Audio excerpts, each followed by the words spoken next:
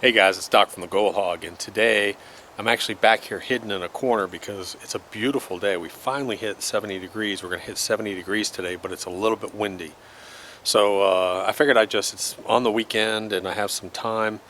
I'm actually going to do a real field run on the Cyclone today, take some raw concentrates and run it, and I'm going to shoot it as I run it so you can get a feel for just what I'm doing in this thing and how I actually use it under real circumstances. So I figured I'd shoot it, put together, give you a little knowledge and a few tips along the way. So the first thing I'm going to show you, I'm sorry about the wind if you hear it, but this is a bucket of cons. This is actually some dredge material mixed in with a little bit of high banking stuff that we have. You can see, so I haven't touched it. I got big rocks in here. There's all kinds of stuff. So unfortunately today I'm just going to screen down a 1/8. I'm not going to start at quarter because my 1/4" screen is actually over at the warehouse. And I forgot to get it, so I'm going to go 1/8, and we'll work it from there. One thing that I do like to have, though, I'll show you this, is I like to have several gold pans. I have a bunch of different gold pans, you know, as many as I need. I may even use these two. These are pretty cool. These are old gold pans. This one, I believe, is from the early 1900s, around the Depression era. One of these two is more towards the 1800s, but they're pretty cool old pans, and I like to use them. This one I really like because of the color. This one, they have that silver color on it. It's kind of hard to see some fine gold, but these are nice and rusted, give me a rough surface, and I like using these old ones, so I'll use a little bit of both. But today all I'm going to do is I'm going to screen 1/8, and normally what I do is I'll screen 1/8. This is a 20 mesh screen, and then I usually end up going to a 20, and then I usually end up going, this is a 50, and that's usually about all I have to go. Sometimes I have to go, sometimes I'll have to go to 100, but this usually does it for me. Okay, again, sorry for the wind, but I'm hiding back in this corner today. So here's the little tip on the setups that I'm going to give you. So I haven't brought out my Cyclone yet because it's windy out here. So here is the manifold system right here, and you'll notice that I have my garden hose connected here, but I have this manifold system hanging this way for a reason. And the reason is if you've ever used these little switches, the little turn round switches, you never know which way is off, which way is on. With these, if you hang it upside down like this, which I have, it's so simple because when you go up, you turn the water flow up. When you want your water flow down, you turn it down. So that's really what we do here is I always hang it so that the heavy hose is down below. That's a nice feature. And then as you go up, you want more water flow, you want a higher water flow or want it to go up, you turn this knob up. Now, you can see I have my main hose connected here, and I'm a big believer in these X-Hose Pros. This is that collapsible garden hose. But I like the X-Hose Pro version. It's 3/4 of an inch and it has brass fittings. I love these things. So this is really, I just have an old stand. This is actually an old pump stand, and I just threw some 2x4s and just, my concrete's not level here, so I just leveled it out. So this is how I have it set up. So I'll be able to run through here. This will allow me to wash my concentrates, which I've got over here. I've got a couple buckets, and I'll use this for actually washing my cons over here. Real simple. Okay, so let me show you real quick. This is your tailings tube, or screen indicator tube. And I always write, I think we're going to start writing top on these so you can see, because it only has half a piece of rib in it. And you'll notice that the rib comes all the way to one end and only halfway on the other. The space part actually connects to the unit, because you want that. It creates sort of a little fluid bed in here before it hits the rib. Sort of like a little slick plate in there. Okay, and just so you can see it again, here I connected the two tubes, but this is the end that's going to go into my bucket. This is the end that's going to connect to the Cyclone, and if you'll notice that there's a space here. So when it comes off that tube, it falls into a little fluidized slick bed here before it hits that rib rubber. Okay, so here's my unit all set up. You can see that I've got the manifold down here. I have my main hose coming in. I have a hose out here to go over here to clean up all my tailings, so I have an extra hose, and here's the unit all set up and ready to go. Now one thing I do is before I connect this bottom hose over here, I usually turn the water on and get all the air out of it, and then I hook it up. Just saves me some getting rid of those bubbles. The bubbles don't bother it, but I just like to get rid of them. Sorry about the wind. That's why I'm back here in this corner over here. But you can see I've just barely got this water on the top running. And you can see how this hose is connected. The reason why we do the hose like this is because the weight of the hose will pull it out of the funnel if you don't. Plus, when we do it like this, it points this little hose off to the side here and creates and keeps it keeps it spinning. So I just, like you can see, I just have a little bit of water cycloning in here. That's all I want. I don't know why, but I figured I'd show you this, but I just screened a 1/8. And here's the amount I've got. Now I've got about, a quart of rocks and so forth that are above 1/8 of an inch. And then here's the material that's sub 1/8. So you can see I went from about 1.5 gallons of concentrates just by going to 1/8 down to maybe just about a quart. So that's nice. So while I had probably close to 2 gallons of concentrates or 1.5 gallons, now I've reduced it down just by my 1/8 screen. But be careful because sometimes there's gold in here. Number one is to get this unit going. Step number two is to put a couple tablespoons in. And just make sure that you're spinning down here. I have circulation down there and I see material going down, which is what I want to see.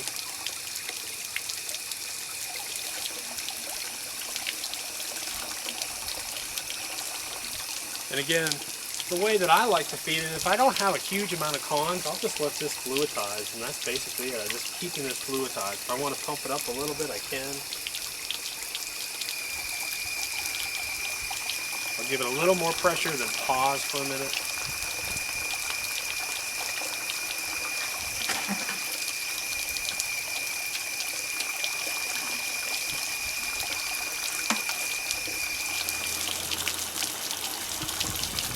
So now I've got it all in, and I'm going to start bringing it up a little bit faster. So you can sort of see what it's looking like. That's after I've fed it. I've got those tubes pretty full. So you can see the various fluid beds all along here. It's pretty cool, actually. And so now I'm going to take this and I'm just going to crank it up a little bit.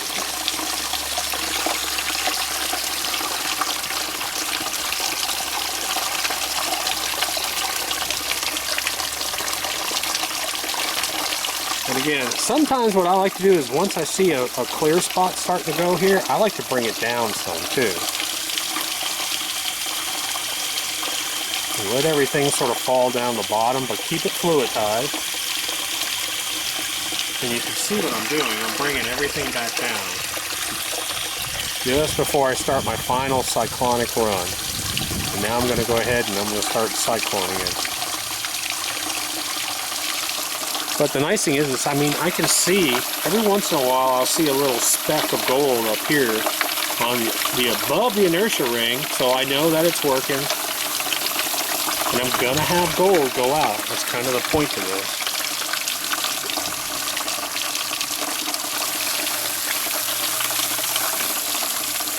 And again, what I like to do is I like to bring it just about to where I see on the bigger material, where I just about see pure gold on that bottom.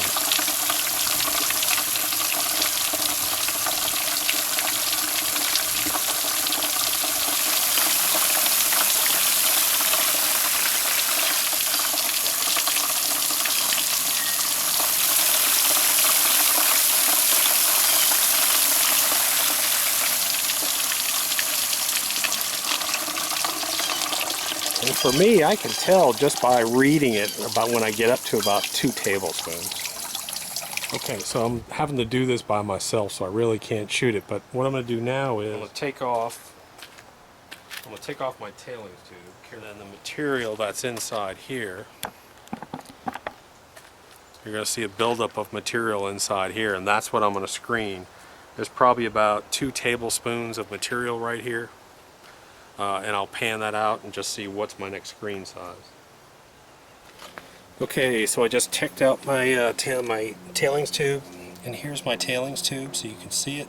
And really everything's close to all 50 mesh and below, but there's a piece or two that's really flat in here that looks like it might be 20 mesh, smaller than 20 mesh. So I'm going to go ahead and go to 20 mesh. Now you'll notice I just real quick 10 seconds pan this down, and I can capture this gold in a sucker bottle, so I'm not going to touch this. I'm going to put this pan aside.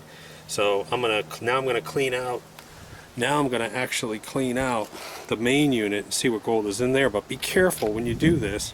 When you empty this, see all that sitting here?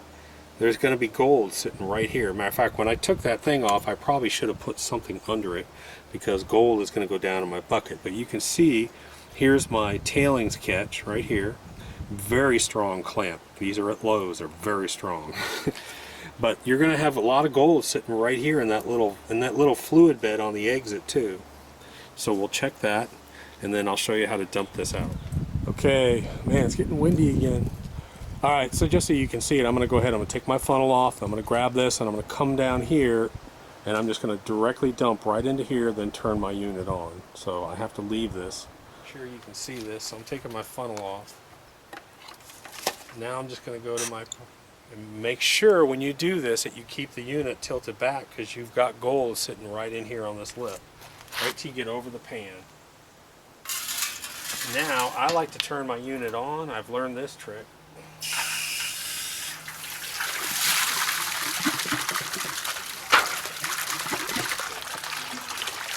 And that's all I need to do right there.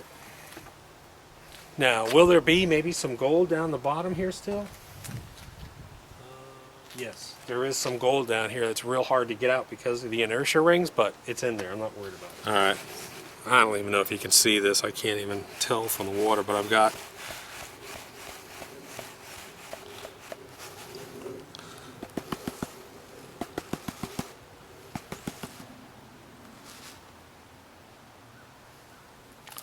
so let me show you this. So this is my tailings tube over here.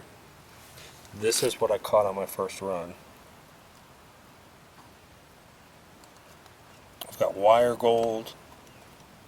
I've got big flaky gold. But the big thing I want you to see is, I don't know if you can see it, there's a bunch of 50 to 100 to 200 mesh gold in here.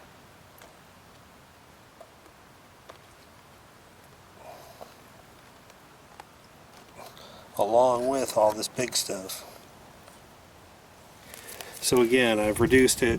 I've got about, and you can pan this stuff so easy. But I brought it down to about, the tailings tube was about a tablespoon or two. This was about 2 or 3 tablespoons full. And now you just pan that out real easy. And now what I'm going to do is I'm going to take this bucket, screen it to 20 mesh and run it. So I'm ready to run again, so I'll just put my tube in very gently. Get my funnel, just barely put my funnel in. Get the main unit going, bring it down to a trickle, get my top.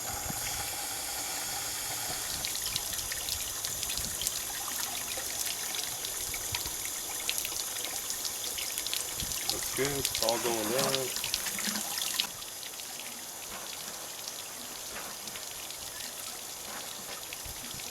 Anyways, I did want to show you what 20 mesh, this is sub 20 mesh here, I wanted to show you what it looks like.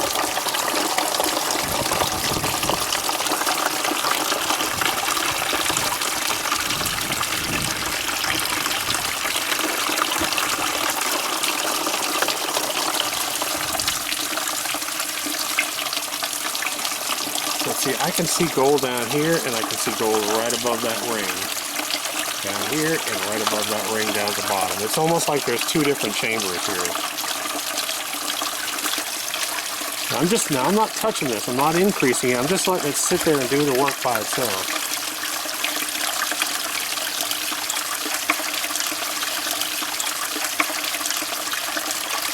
And that's about where I'm going to stop it.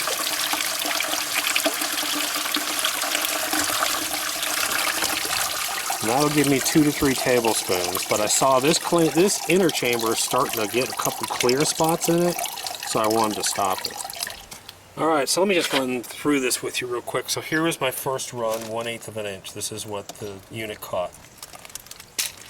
here's the tailings tube that indicated, the indicator telling me I need to go to 20 mesh.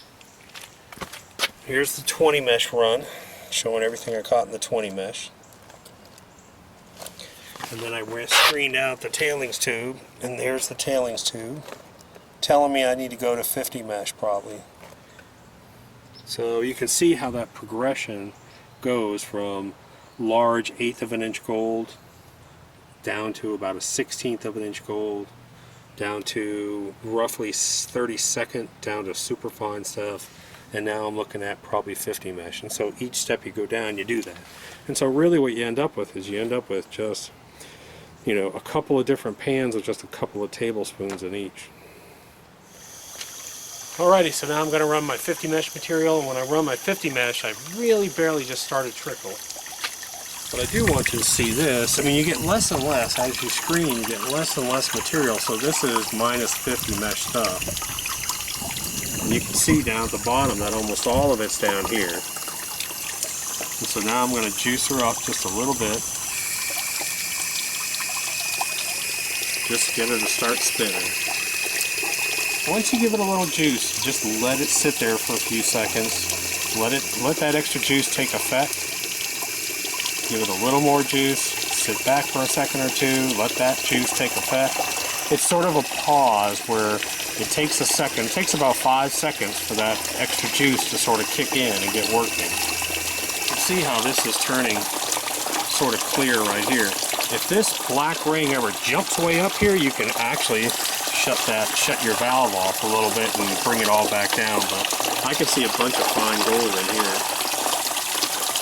I'm just sitting here letting it work. This is minus 50 mesh.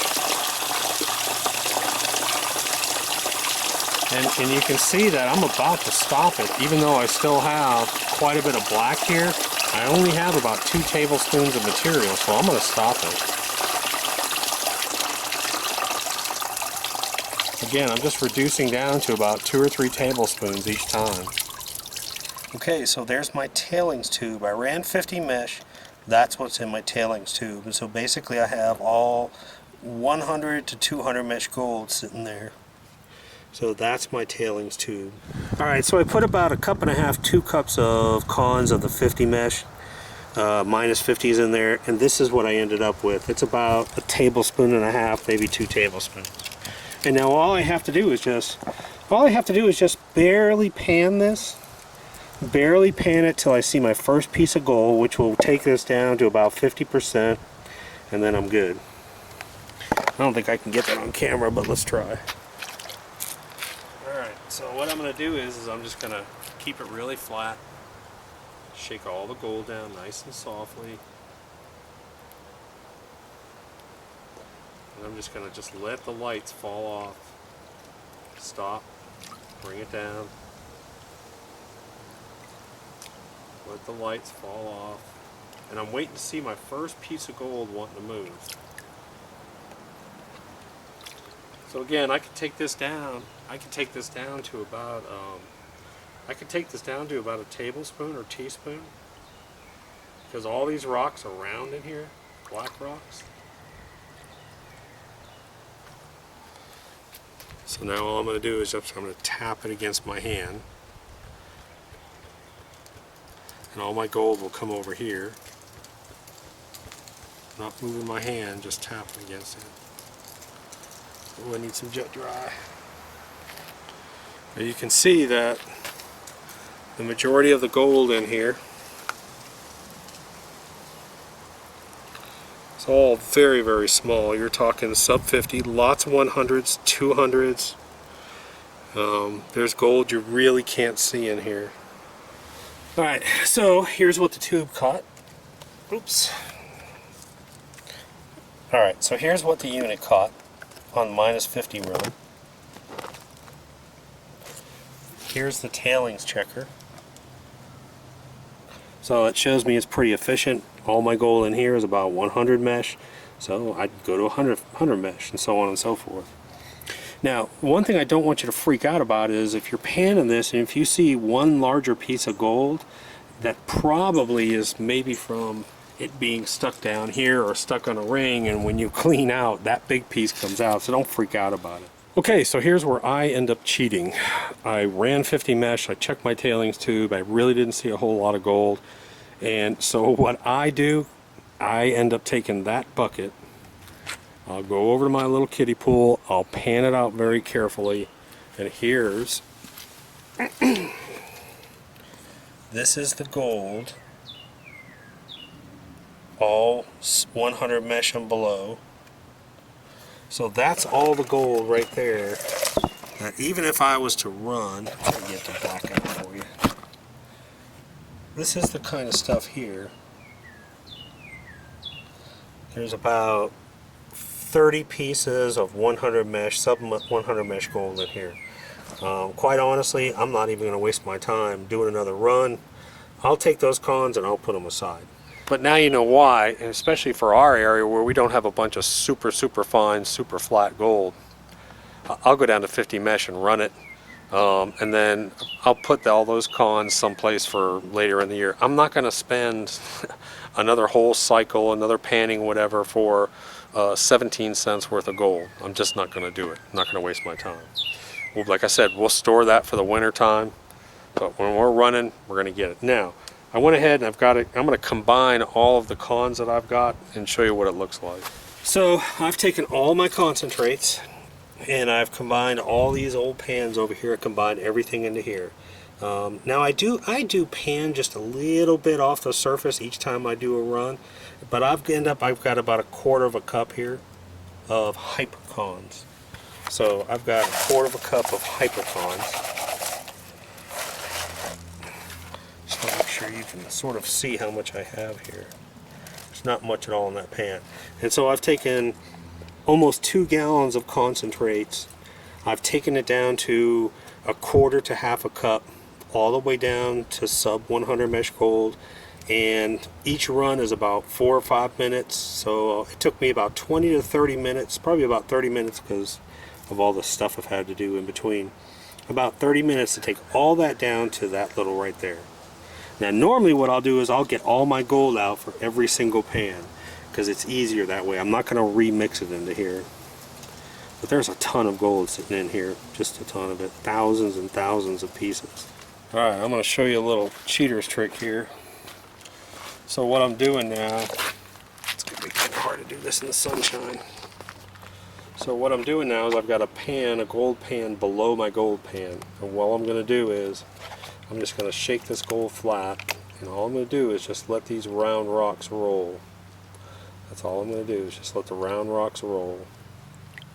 And as soon as I start to see any gold starting to move towards that lip, I'm going to stop.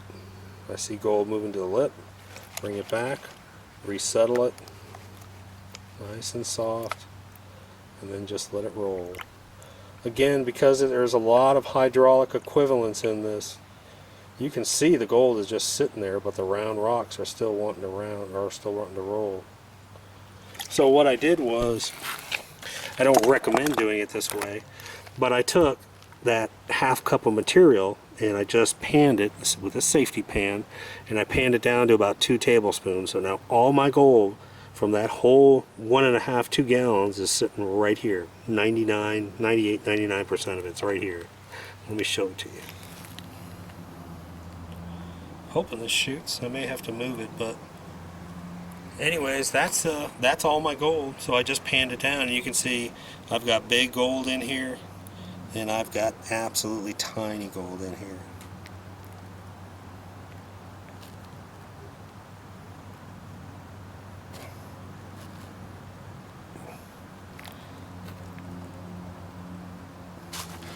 So anyways, starting to get hot out here actually. That's really what I wanted to show you. I've come back from the field. I've got 2 gallons of concentrates. I just come out here with this thing and I just run it, go, run it, go, run it, go. 20 to 30 minutes later, I've got almost all my gold down to 100 mesh or whatever size. I've got almost all my gold sitting in about half a cup of hypercons, or I can leave it in separate pans. So now there's none of this hour-long process of sitting there watching it go across fluid systems, watching it going across fluid systems. I'm pretty much done. Now, is it going to catch 100% of the gold? Absolutely not. Nothing is 100% in my opinion. Nothing is, period. So I'll take all these cons and I'll put them aside. Maybe I'll run them again through a gold cube one day. I'll screen it all down to 1/8 of an inch, run it through a gold cube, and then run it back through the Cyclone again. And I'm sure I'll find some more gold. But hey, if I can pull out, if I can reduce my time, if I can reduce the time spent on doing cleanups by 90%, 80 to 90%, and I can still get 97% of my gold out within that time, within a 20-30 minute window, I'm thrilled to death. Anyways guys, this is Doc from the Gold Hog. I hope you enjoyed this video. And you can go to goldcyclone.com or goldhog.com.